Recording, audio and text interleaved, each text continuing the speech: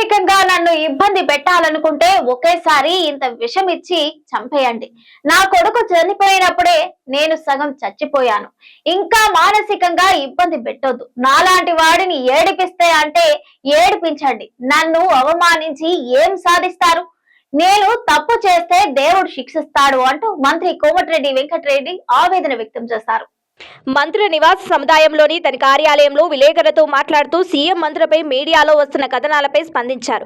IAS, IPS కావాలంటే ఎంతో కష్టపడాలి. ఐఏఎస్ అధికారులకు సెలవులు ఉండవు. వారి బదిలీలు సర్వసాధారణం.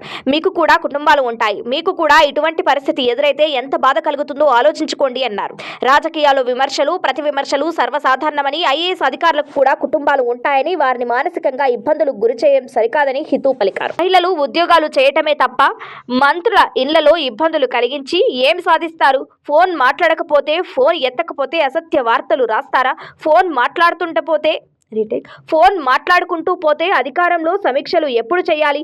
ఎవరైనా బాధపడితే స్పందించే గుణం నాది అని మంత్రి కోమటిరెడ్డి చెప్పారు. రాజకీయాల్లో విమర్శలు, ప్రశంసలు సహజమని తెలిపారు. కానీ ఐఏఎస్ అధికారుల ఫ్యామిలీలు ఎలా తట్టుకుంటాయని ప్రశ్నించారు. సీఎం మంత్రులను అప్రతిష్ట పాలు చేసేలా మీడియాలో వస్తున్న కథనాలపై దర్యాప్తు జరిపి బాధ్యులపై చర్యలు తీసుకుంటామని కోమటిరెడ్డి చెప్పారు. డీజీపీతో పాటు ఇంటెలిజెన్స్ చీఫ్ తో మాట్లాడి కథనాలపై నివేదిక కోరినట్లు తెలిపారు. మహిళా అధికారుల మీద మీడియాలో వచ్చిన కథనాలను తీవ్రంగా ఖండిస్తున్నట్లు పేర్కొన్నారు.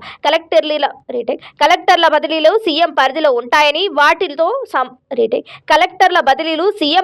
ఉంటాయని, వాటితో మంత్రులకు సంబంధం ఉండదని తెలిపారు. అన్ని మీడియా యాజమాన్యాలకు విజ్ఞప్తి చేస్తున్నా, తప్పుడు వార్తలు రాయడం సరికాదు. ఓ ఇన్ఛార్జ్ మంత్రి మీద కూడా వార్తలు రాస్తున్నారు. ఇప్పుడు నల్గొండ మంత్రి అని తప్పుడు వార్తలు ఇస్తున్నారు. ఇది కరెక్ట్ కాదు అని మంత్రి పేర్కొన్నారు.